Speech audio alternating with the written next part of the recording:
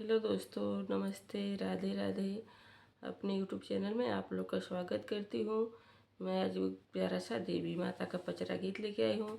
आप लोग सुनिएगा और कमेंट करके बताइएगा कैसा लगा। अच्छा लगा तो चैनल को लाइक सब्सक्राइब भी कर दीजिएगा।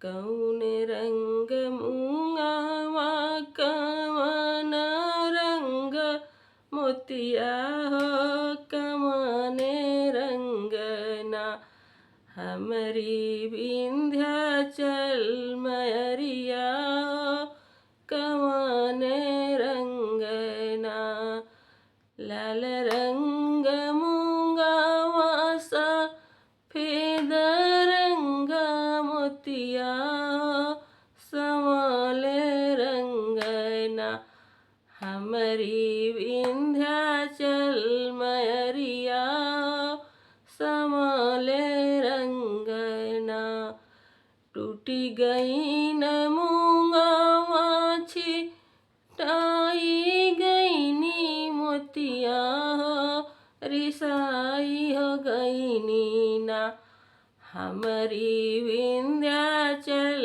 मयरिया हो रिसाई हो गई नी ना जोड़ी ले बै मूंगावा बटोरी ले बै मोतिया हो मनाई हो ले बैना अपनी विंध्याचल मयरिया हो मनाई हो ले बैना कौन रंग